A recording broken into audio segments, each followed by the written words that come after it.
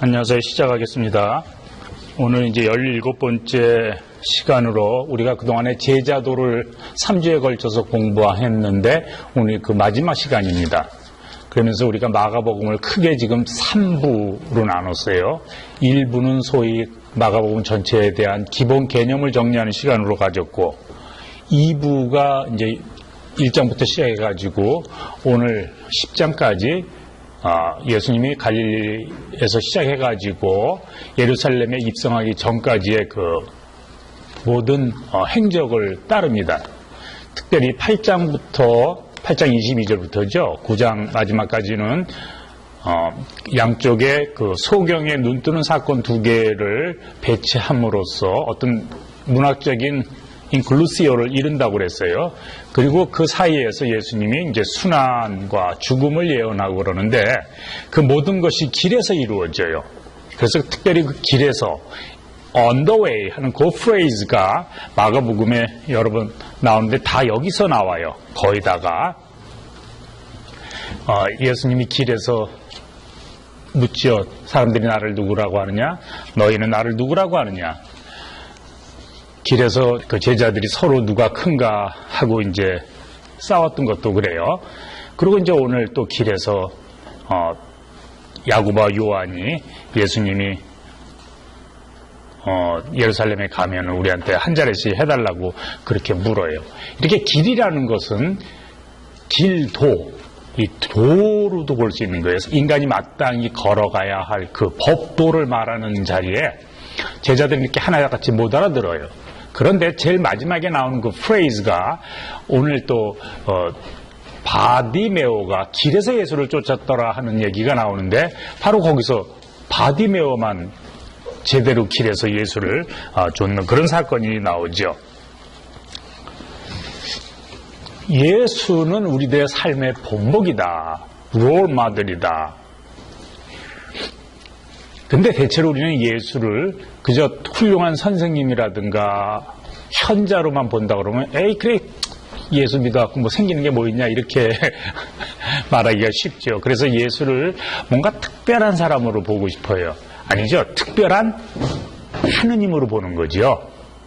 그래서 예수로부터 기적을 행하고 예외적인 것을 기도하고 그런데 오늘 마가복음에서 가르치는 것은 예수님은 그렇게 예외적인 것을 가르치는 게 아니라 모범적인 것을 가르치고 예수님도 그런 삶을 살았다 말하고 있어요. 제가 마가복음을 통해서 몇 가지 이제 많이 신경 썼던 구절이 있는데 오늘 또 그 한 개가 나와서 소개해요. 10장 45절에 보면은 이제 성경 그렇죠. 인자가 온 것은 혹은 인자는 성김을 받으려 온 게 아니라 섬기려 하고 자기 목숨을 많은 사람을 위한 대속물로 주려 함이라. 요 구절이 하나 나오는데 거기 대속물이라는 말 때문에 사람들이 이제 얼핏 기존의 그 신학으로 그냥 해석을 하려고 그래요. 오늘 이제 그 점을 한번 짚고 넘어가 보려고 합니다. 일단은 해석부터 해야 되는데 물론 그 해석이라는 거는 translation is an act of interpretation. 번역을 한다는 것 자체도 어떤 이해의 한 과정이에요.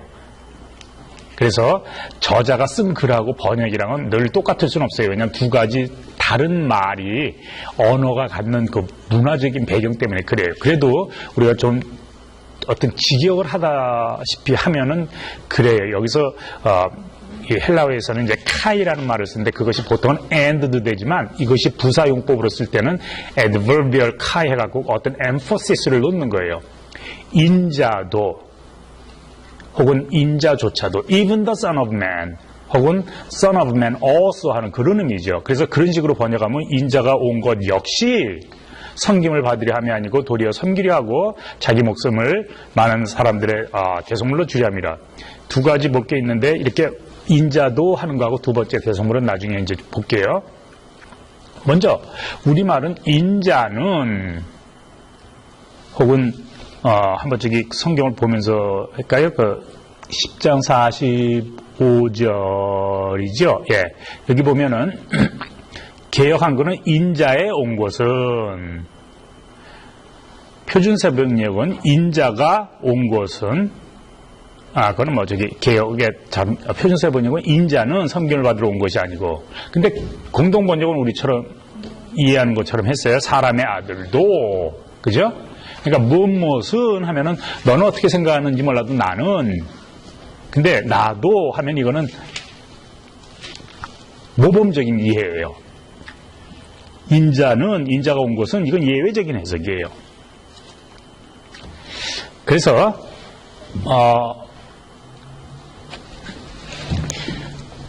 이 예수의 신학을 이제 모범으로 보는데, 우리가 제일 처음에 1장 1절을 공부할 때 첫 시간 The beginning of the gospel of Jesus Christ, the Son of God, 그걸 공부를 했어요. 1장 1절. 그럴 때 The beginning, arche, 이 말을 두 가지로 해석할 수 있다고 그랬어요.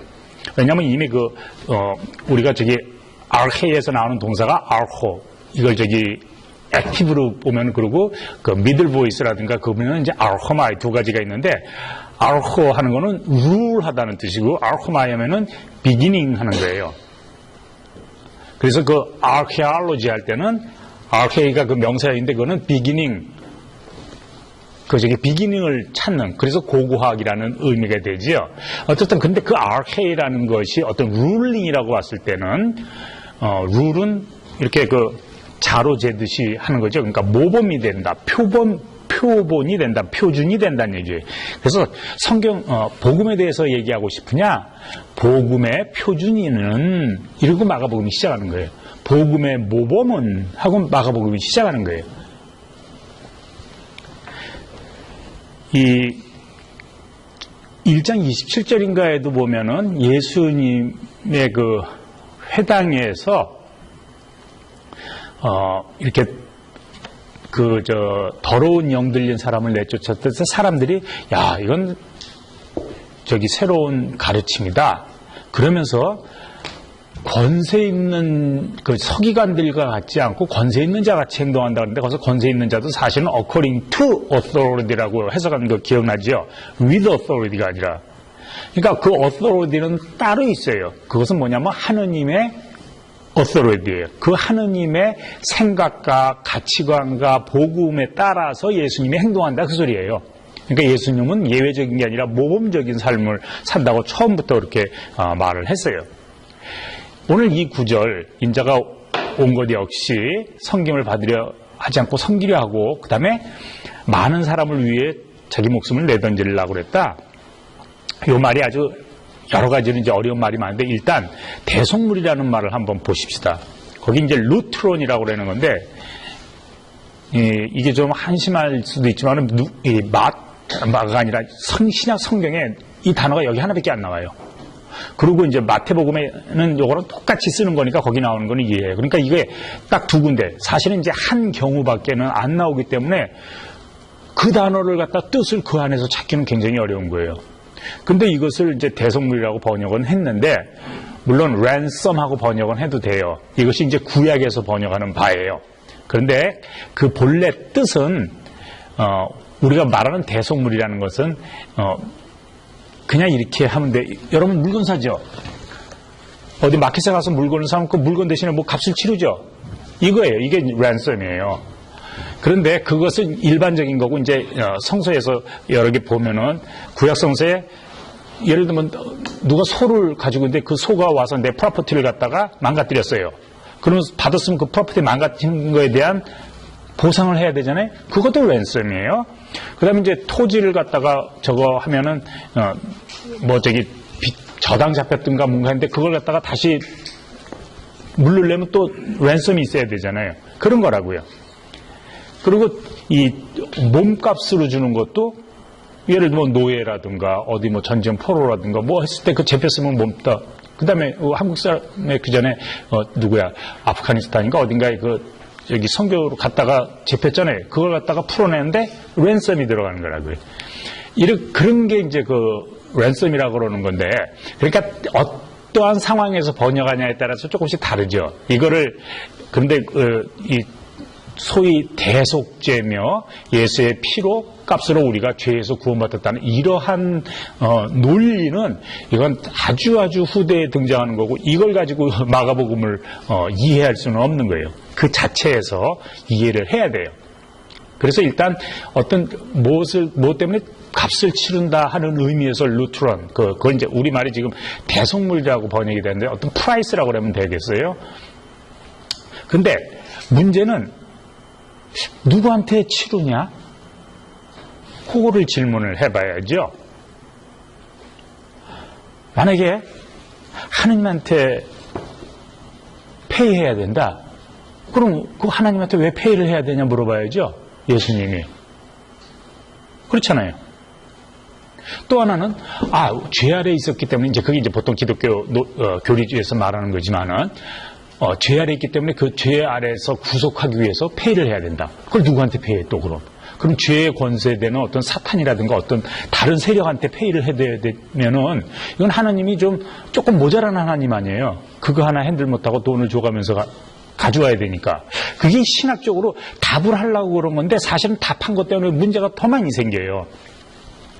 무엇보다도 우리가 마가복음에서 만약에 예수가 죽는 것이 이렇게 우리든 죄를 위해서라든가 뭐를 위해서 그 핏값으로 하는 이런 대속의 교리가 중요하다 그러면은 그것을 다루고 있는 구절에 등장을 해야 돼요. 지금 오늘 같은 경우에 마가복음 8장과 9장과 10장 30여 절 정도 사이에 늘 보면은 8장 31절, 9장 31절, 10장 33, 34 이쯤 될 거예요. 거기 근처에서 예수님이 가서 고난을 받고 죽고 3일 만에 다시 살아나고 등등 이러한 예수님이 자기의 어떤 인생 그 운명을 얘기할 때 이 얘기가 반드시 들어갔어야지요. 그게 그렇게 중요한 거라면. 또한 14장하고 15장은 유달리 예수가 고난받고 죽는 과정을 자세히 기록을 하고 그 의미를 말하고 그래요. 그런데도 거기서 예수가 죽는 것이 누구의 죄를 위해서 보상의 대가로 주는 거다. 이러한 해석이 없어요. 여기서 말하고 있는 것은 그 말이 맞다 틀리다가 아니라 마가복음의 눈에는 그것이 중요한 핵심이 아니에요. 관심사조차도 아니었다 하는 것을 일단 짚고 넘어가야 돼요. 무슨 말인 거 아니에요? 10장 45절을 후대의 그 신학적인 교리로 해석해서는 아니되옵니다를 말하고 가는 거예요. 그러면 이제 그러한 상태에서 한번 이걸 그대로 읽고 이해를 해 보십시다. 많은 사람이 그러니까 많은 사람을 대신에 치르는 값. 이걸 영어로 번역하면 어떻게 하면 좋냐면은 price 혹은 token.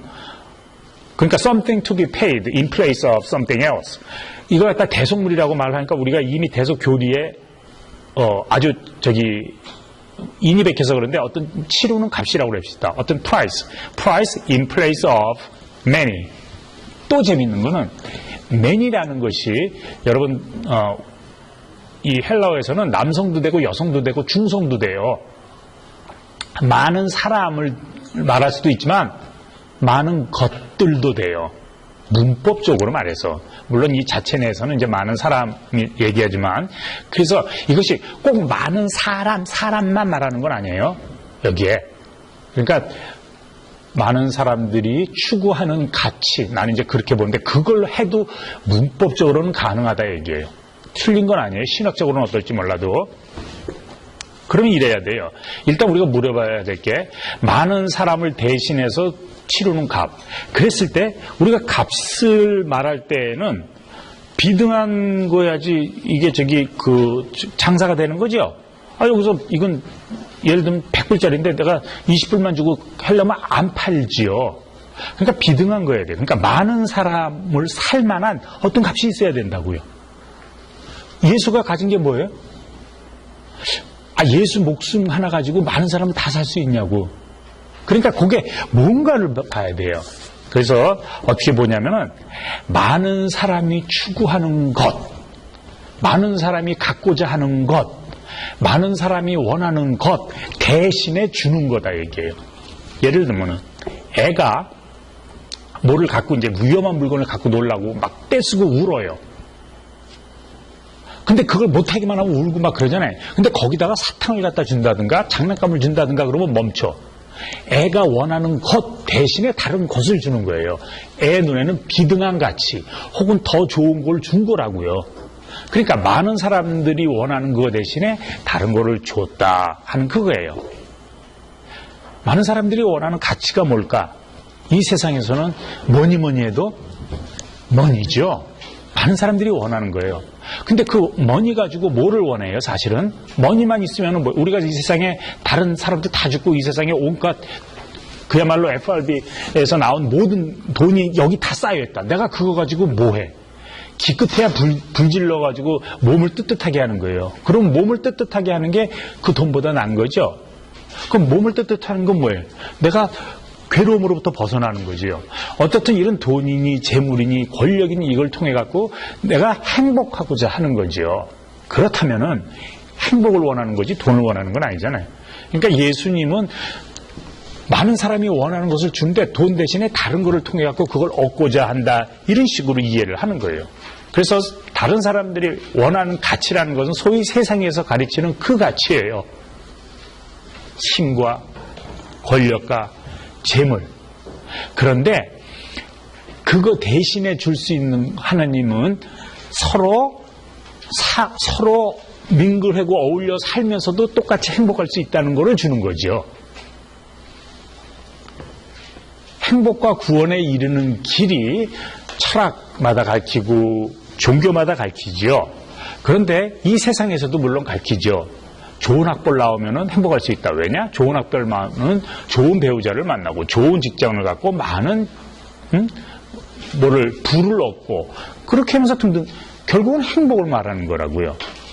근데 그러한 행복은 이는 지배체제와 경쟁사회에서 리미티드 리소스를 갖고 달리다 보니까 많은 피해자들이 생겨요. 빅텀이 생겨요. 몇 명만 행복을 찾고 행복을 찾으려고 달려갔는데 오히려 안 달려갈 때보다 더 불행해졌어요. 그 행복으로 가는 민스를 놓쳤기 때문에 행복을 직접 취하면 되는데 그걸 민스를 쫓아가다가 행복은 그냥 까마득해져요. 그러니까 어떤 종교에서는 그런 쪽에 이렇게 버리고 떠나기, 법정 스님 같은 거는 예를 들어 버리고 떠나기를 가르친다든가 어떤 사람은 더 많이 갖도록 열심히 기도를 하죠. 새벽 기도서부터 해갖고 더 많이 11조 100만 불을 해게 주시옵소서. 속으로 900만 불은 내 거구나 하는 거지요. 이렇게 많이 갈 걸 했냐 하면 어떤 사람들은 알잖아요. 뻔히 그런 건 지금 안 생기니까. 그럼 어떻게 해? 죽고 난 다음에 얻는데. 근데 예수님이 가르치는 건 그게 아니에요. 지금 이 세상에서 여기서 얻어내는 거죠. 예수님이 많은 사람을 위해 죽었다. 이렇게 이 글에서 읽어요. 잘 봐요. 인자가 온 것도 섬김을 받으려 한 것이 아니고 섬기려 하고 자기 목숨을 많은 사람의 대속물로 주려고 했다. 근데 그거 잘 읽으면요. 섬김을 받으려 하지 않고 섬기려 하고 to serve and to give his life as a ransom for many 그거예요. 그래서 give one's life 하는 거는 give himself 그거라고요. 자신을 던지는 거죠. 자기 목숨을 준다는 거는 자신을 준다는 거고 그거는 당시의 관용어예요. 내 목숨을 주다. 이건 내 목숨을 걸다 하는 거죠. 내 목숨을 던지는 거죠. 너희가 나를 따르려거든 십자가를 지고 나를 따르라 하는 것처럼 내 자신을 all in 하고서 따르는 걸 말하는 거예요. 이 to serve and to give his life 이것이 소위 그 마가복음에서 자주 등장하는 학자들이 그걸 이제 two-step progressions라고 그랬는데 똑같은 말을 두 번을 해요. 자세히 해요. 예를 들면 저물어 해질 때 저물었지만은 그건 시간상으로 좀 저물은 거는 많잖아요. 그 다음에 해질 때 하면은 그거는 완전히 어느 순간을 말하죠. 해 떨어지는 때를 좀 더 정확한 표현이죠. 바깥 한적한 곳에 바깥은 여러 곳이 있지만 그 중에서도 한적한 곳에 그 여인은 헬라인이요 스로보니게 여인이라. 그러니까 헬라인 중에서도 사이로피니시아 쪽에 있는 사람이죠. 한국 사람인데 예를 들면 강릉이라든가 광주라든가 경주라든가 이렇게 자기 소유 이거 이제 저게 12장에 나오지만 자기 소유 곧 생활비 전부. 그러니까 다마르크인가 이걸 갖다 던지는데 동전 두 입을 던지는데 이것이 그 여인의 전부 소유라 하는 거예요. 그것처럼 예수님은 그 글 자체가 제자들이 서로 이제 막 크고자 싸우고 그러니까 그러지 말고 너희들 서로 섬기고 나도 섬기려고 왔다. 섬기고 내 삶을 던지러. 그러니까 섬기되 그 삶 전체를 갖다가 던진다는 그러한 의미에서 해석을 해야 돼요. 너희에게 내가 무엇을 하여 주기를 원하느냐? What do you want me to do for you? 이 똑같은 question이 두 군데 나와요. 오늘 이따 차례로 볼 텐데 하나는 야고보하고 요한이 예수님한테 묻는 장면이고 또 하나는 그 거지며 소경인 바디메오가 예수님한테 묻는 장면이에요. 야고보와 요한이 예수는 가서 이제 예루살렘에서 자기 앞에 떨어질 운명에 대해서 말을 하고 있는데 혹은 자기의 삶을 얘기하고 있는데 그걸 알아듣지 못하고 야고보와 요한은 예수가 가면 혹시 그 다윗의 정권을 이양을 받을 모양이다 이렇게 생각하고 그러면 그 세상의 정권을 그대로 이양받으니까 그 세상의 이데올로기와 가치관이 그대로 들어오잖아요. 그러니까 그것에 따라서 자기네들이 한 자리 해면 어떻겠는가 하는 그런 소박한 생각에 묻죠. 우리가 원하는 거 좀 해주시오. 근데 그 사람들에게 너희가 원하는 게 뭔지 말해봐라. 그러니까 세상에서 원하는 걸 그대로 구하는 거예요. 영광의 자리에서 우리에게 한 자리 해주세요. 다른 제자들이 옆에서 분내고 그랬다고 그래요.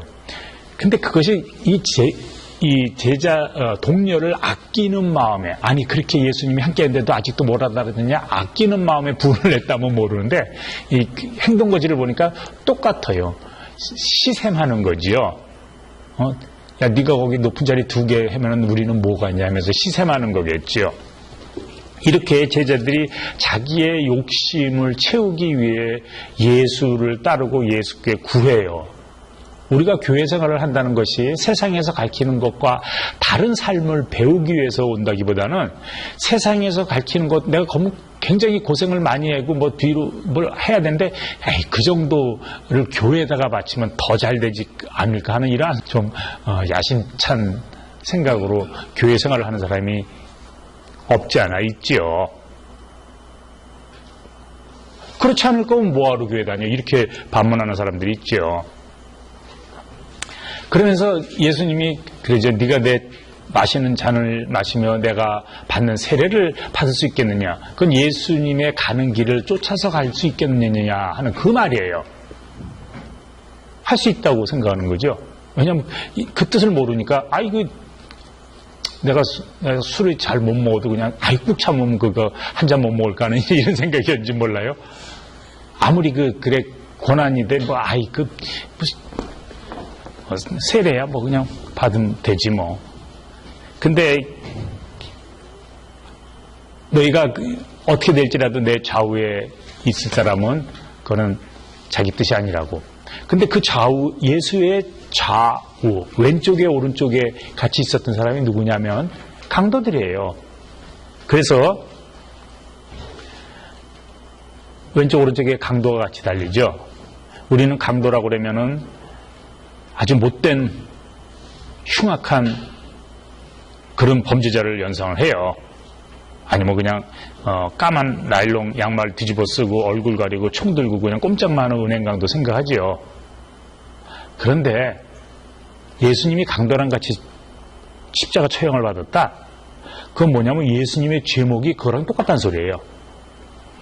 이 리차드 홀즐리라는 사람의 책을 제가 가끔 소개했는데 그 사람 책 중에 그 예를 들면 Messiahs, Prophets and Bandits 아마 그럴 비스름한 제목인데 그 당시에 그러니까 이게 그리스도라고 이제 그 부패한 사회에서 사람들이 일어나는 사람들을 가리켜서 의적이라고 그랬어요. 한국에서도 무슨 옛날에 만화 같은 홍길동이며 아니면 홍경래나 아니면 무슨 뭐 이런 여러 저기가 있잖아요. 그 라빈 후드도 그렇고 그런 사람들이 의적이에요. 이제 거기서 좀 더 좀 특별하고 그런 사람들이 이제 그 프로페트 역할을 했고 그리고 완전히 이제 맛이 가면 이제 그리스도로 행세해지죠. 이렇게 이 부패한 사회에서 의기 이렇게 해가지고 일어나는 사람들이 강도라고 이 지배 체제에서 정치자들, 집권자들이 명명을 했어요. 지금 웬만큼 저기 뭐라고 정부에 대다가 뭐라 그러면 그걸 북풍 가지고 또 해죠. 빨갱이며 이런 거 똑같은 수법이에요.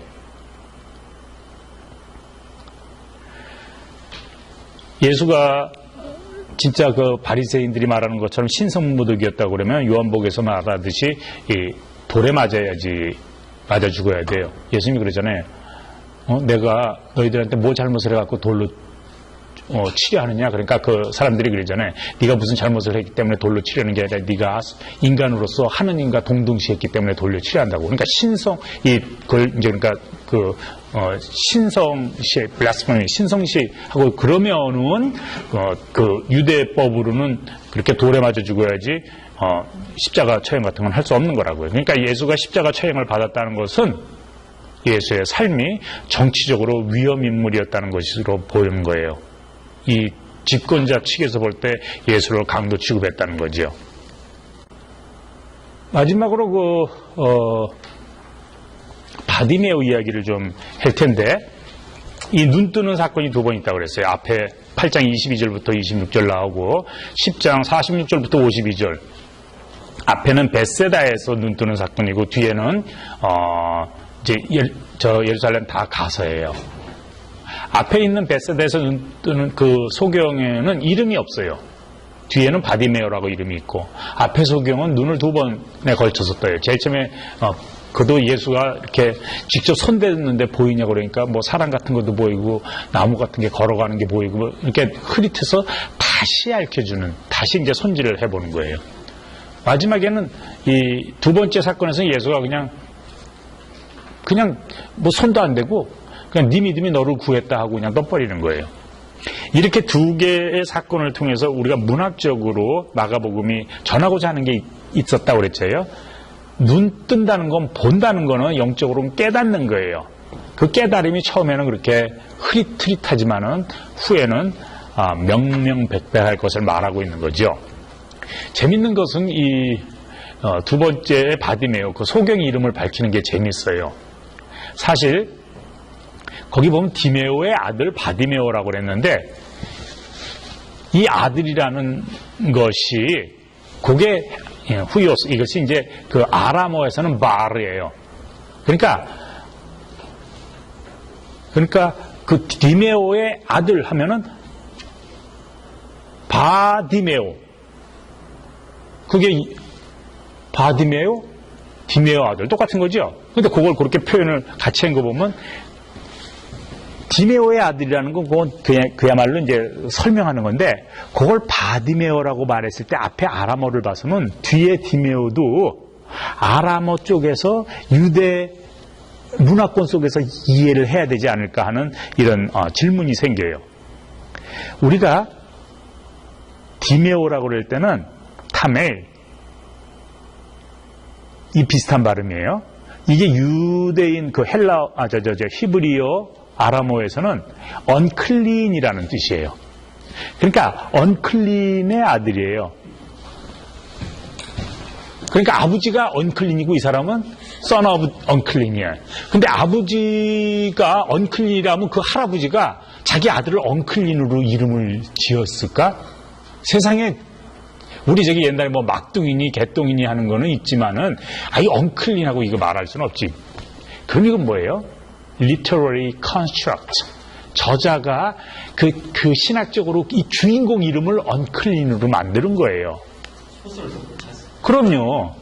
이게 사실 사사기에 보면 쿠시안 리시타임이라는 말이 있는데 그건 이제 사사기에 여러 그 사사들이 나오는데 그 제일 첫 번이 어뜨니엘일 거야 아마. 3장 초반부에 나오는 건데 그 어뜨니엘 그건 유다 지파에서 나온 건데 이 사사는 아예 그야말로 그냥 센텐스 바이 센텐스가 5절인가 밖에 안 돼요. 그냥 탁탁탁탁 나가요. 이 사람들이 잘 살고 있는데 죄를 져가지고 하나님이 벌 주고 그래서 다시 회개하니까 이 사사를 올려갖고 사사가 가서 물리치고 그래서 다시 잘 살았다. 근데 뭐 나중에 또 죄 짓기 시작했다. 어떤 이러한 그 패턴을 탁탁 들어가는데 거기서 누구의 손에 붙였는가 했는데 그 메소포타미아 그 왕 쿠샨 리슈타인이 나와요. 러시아는 이게 악하다는 거예요. 그러니까 더블 위키드네스 하면 어떨까 모르겠어요. 누가 자기 아들 이름을 더블 위키드네스라고 이걸 그런 말 없죠. 그러니까 이거는 저자의 주인공으로 그 이름을 쓰는 거예요. 마가복음에서 언클린한 건 뭐예요? 더러운 영이죠. 더러운 사람은 없어요. 더러운 영은 있죠. 그러면 이게 son of unclean 뭐예요? 이러한 더러운 영에 매여 사는 사람들을 unclean으로 보는 거예요. 이 지배체제 안에서 의도적으로든 자의적으로든 아니면은 그 피자의적인 게 뭐야? 어쨌든 자의적으로든 아니든 그러한 이 지배체제의 더러운 영 안에서 헤매고 있는 그 사람이 그냥 언클린이에요. 그러한 자손이다 하는 거예요. 그것이 이 마가복음의 그 주인공으로 이름한 모습이죠. 근데 그 바디메오 이렇게 더러운 영에 쌓였던 사람이 예수를 만나기 전과 후가 아주 차이가 나요. 먼저 만나기 이전에는 그냥 요구사항이 have mercy on me. 뭐 한 푼 주세요 하는 그거죠. 동량이에요. 오늘 하루를 그냥 근근히 넘어가기 위해서 일시적인 먹거리를 구하는 거죠. 근데 예수를 만나고 난 다음에 what do you want me to do for you? 그러니까 보기를 원합니다. 마가복음에서는 깨닫기를 원합니다. 내가 지금 이 상태에 있는 이것이 내가 왜 이렇게 됐는지 그 상태에서 벗어나기를 원한다는 거라고요. 근본에서 해결되기를 구하는 거죠. 근본적인 해결책을. 예수를 만나기 이전에는 이러한 지배체제 하에서 어떤 그냥 후견인 제도 아니에요. 완전히 그 실타래처럼 살살살살 해갖고 그냥 점조직으로 이루어진 여기서 어쩔 수 없죠. 근데 그러한 체제를 건드리지 않고 그냥 연명하기를 구하는 거지요. 근데 예수를 만난 이후에는 겉옷을 던져버렸다고 그랬어요. 이 옷이라는 거는 종종 우리들의 모습을 말하는 은유적인 문학적인 표현이에요. 우리도 저기서도 보면은 너의 그 올드 셀프를 벗어버리고 새로운 사람을 옷 입으라라는 거라든가 예수 그리스도로 뭐 전신갑주를 입으라든가 어떻든 이러한 새로운 정체성을 갖는 걸 옷을 입는다고 표현해요. 겉옷을 벗었다. 옛옷을 벗었다는 것은 내가 지금까지 지배체제 하에서 그 거지 노릇하는 언클린한 그 상태를 벗어 던졌다는 얘기예요. 체제에 그냥 순응하는 어쩌면 피해자로서 그냥 그 근근히 연명하는 게 아니라 그걸 떨고 일어섬을 말하는 거죠. 그것으로부터 뛰쳐나와서 본래의 인간성을 회복하는 것을 겉옷을 던지는 거로 말해요. 재밌는 것이 8장 22절 26절에서 그 베세다에서 소경 눈뜨는 해고 난 다음에 마을로 다시 들어가지 말라 그래요. 이거를 메시아 비밀로 말하면 마치 마을로 들어가서 사람들한테 예수 이야기 할까봐 그러면 예수가 그리스도인 것이 나타낼까봐 그랬다고 뭐 해석을 할 수 있겠지만은 그게 아니에요. 이 사람이 마을에서 사는 게 뭐예요? 그러한 체제 속에서 거리 노릇하는 것밖에 더 있어요? 그 안에서 사람 노릇 못하는 것밖에 더 있냐고요. 그 체제 속으로 다시 들어가지 말라 하는 것을 마을로 들어가지 말라고 그렇게 말해요. 바디메오가 예수를 만나기 전에는 눈감 상태에서는 예수를 다윗의 후손으로 불러요. 다윗의 자손 예수여 나를 긍휼히 여기소서요. 지가 예수를 본 적 있어요? 만난 적 있어요? 깨달은 적이 있어요? 그러니까 다른 사람이 말하는 거 그대로 앵무새처럼 흉내낼 뿐이에요. 자기가 말하는 것이 아니고. 근데 이 사람이 예수를 만나고 난다면은 호칭이 달라. 선생이요. 랍비요. 그러고 불러요. 제자들이 불렀단 말이죠. 선생님, 랍비.